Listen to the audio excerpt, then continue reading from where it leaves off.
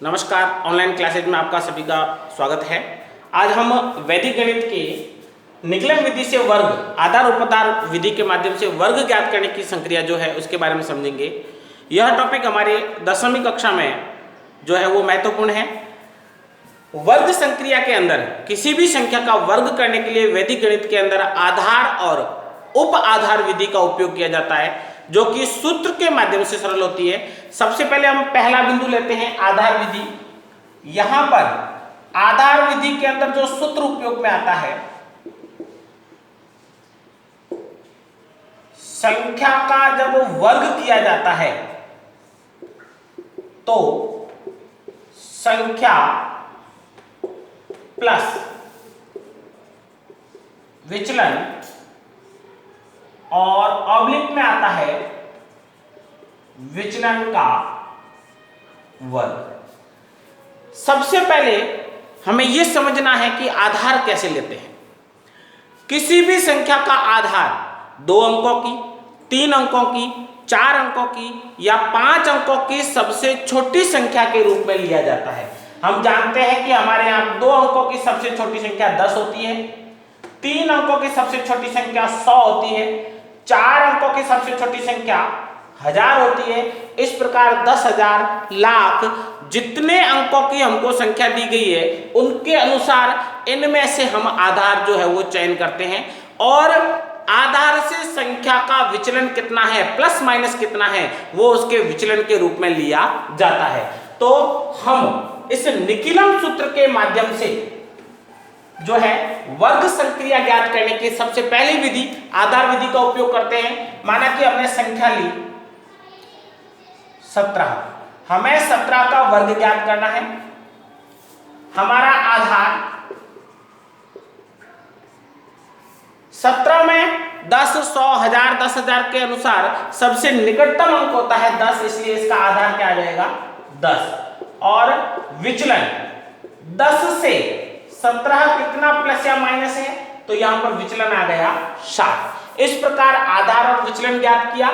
अब अगर इसका वर्ग करते हैं तो 17 का वर्ग बराबर संख्या का मान 17 प्लस विचलन 7 ऑब्लिक विचलन का वर्ग 7 का वर्ग।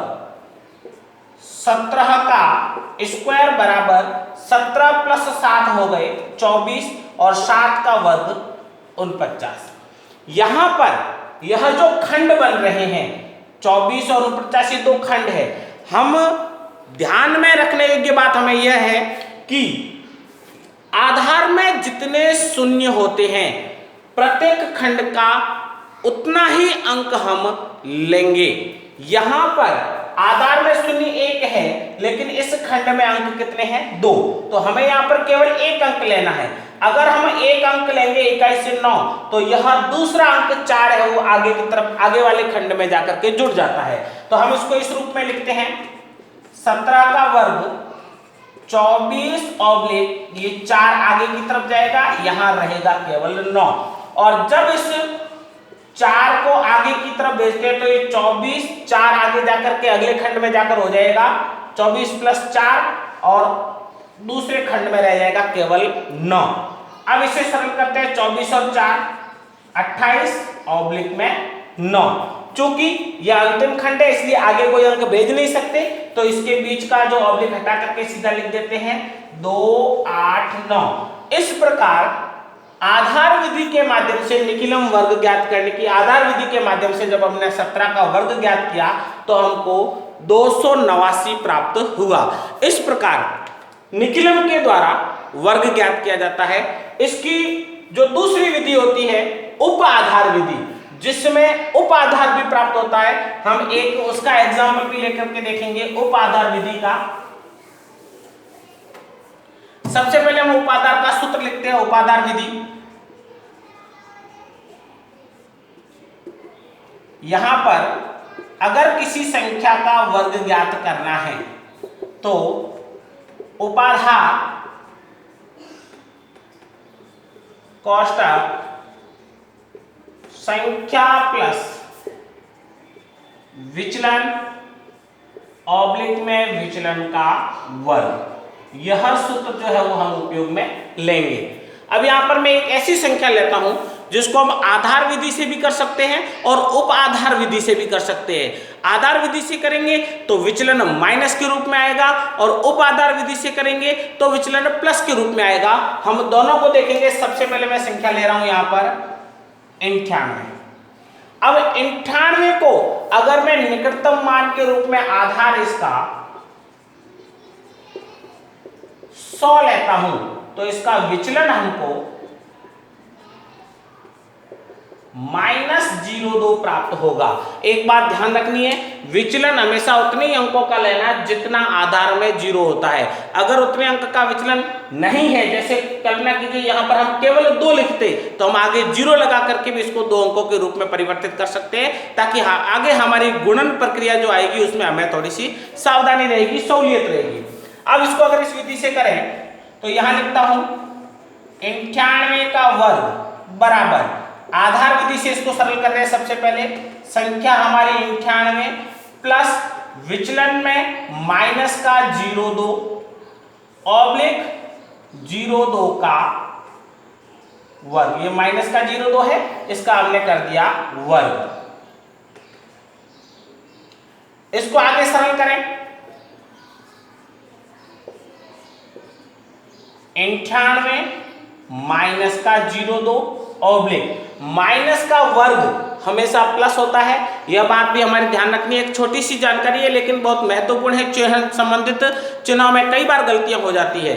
जब भी किसी ब्रैकेट वाली संख्या, कोष्टक वाली संख्या के अंदर ऋणात्मक का चिन्ह हो और उसके ऊपर घात अगर सम संख्या में हो तो उत्तर धनात्मक आएगा, और घात अगर विषम संख्या में हो तो उत्तर हमेशा ऋणात्मक आता है। उदाहरण के तौर पे ये संख्या ब्रैकेट में, कोष्टक में इसका चिन्ह ऋणात्मक है, घात 2 है मतलब सम संख्या में है तो इसका उत्तर धनात्मक आएगा। और यहीं अगर घात विषम संख्या में होती तो उसका उत्तर हमेशा ऋणात्मक में आता। तो यहां पर हमारा उत्तर प्राप्त होगा 0.4। 98 का वर्ग लिख दिया, 98 में से 2 गए, 96/0.4। तो इस प्रकार आधार में 2 0 थे, इस खंड में भी 2 अंक है, तो हमें किसी भी प्रकार के अंक को आगे नहीं भेजना है। और हम अगर बीच का जो ऑब्लिक है ब्रैकेट खंड हटाते हैं तो इस प्रकार हमें 9604 प्राप्त होता है, जो कि हमारी संख्या 98 का वर्ग है।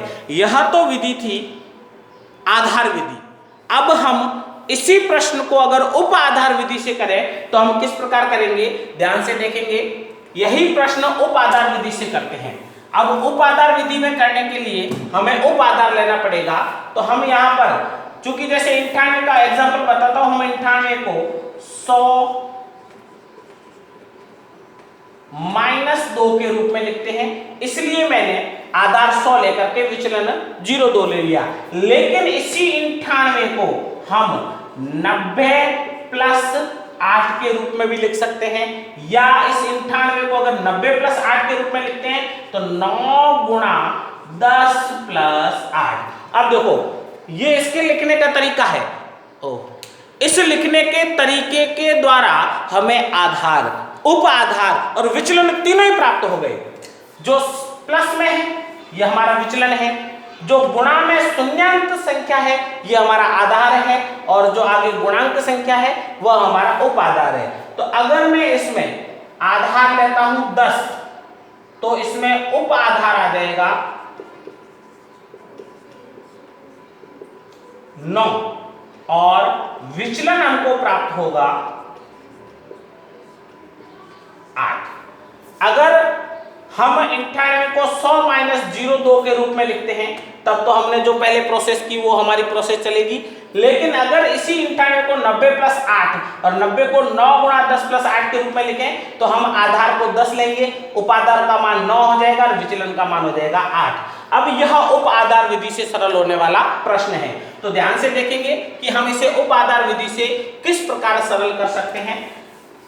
मैंने उपाधार का सूत्र लिख रखा है। उपाधार का सूत्र संख्या का वर्ग बराबर उपाधार कोष्टक संख्या प्लस विचलन ऑब्लिक विचलन का वर्ग। हमारा उपाधार है, सबसे पहले यहाँ लिख दिया 98 का वर्ग, उपाधार का 9 कोष्टक, संख्या है हमारी 98 प्लस विचलन का मान है 8, ऑब्लिक में 8 का स्क्वायर।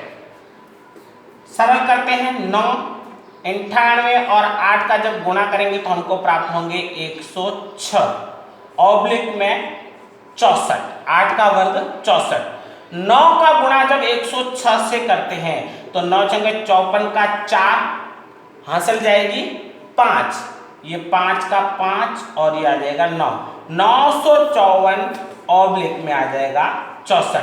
चूंकि हम जानते हैं कि हमारे यहाँ पर आधार संख्या 10 है, इसलिए अंतिम खंड या मध्य खंड अगर बनता है तो उसमें केवल एक अंक आना चाहिए, जो दूसरा अंक दाही का उसके साथ है उसको हम आगे फॉरवर्ड करते हैं। तो यहां पर मैं इसको लिखूंगा 954 ऑब्लिक, इस प्रकार लिखेंगे 6 नीचे की तरफ और 4 यहां रहने वाला अंक है, और जब ये 6 आगे आएगा तो हम इसको लिखते हैं 954 प्लस 6 ऑब्लिक में 4, और ये हो जाएगा 960 ऑब्लिक 4, और सरल करने पर 9604 प्राप्त होगा।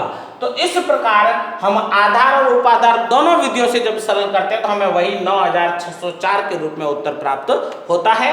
यह है सूत्र निकीलन के माध्यम से आधार और उप आधार ज्ञात करने की विधि, जिसके माध्यम से हम वर्ग ज्ञात करते हैं। अगले बिंदु में एक नए टॉपिक के साथ फिर हाजिर होंगे, तब तक के लिए नमस्कार।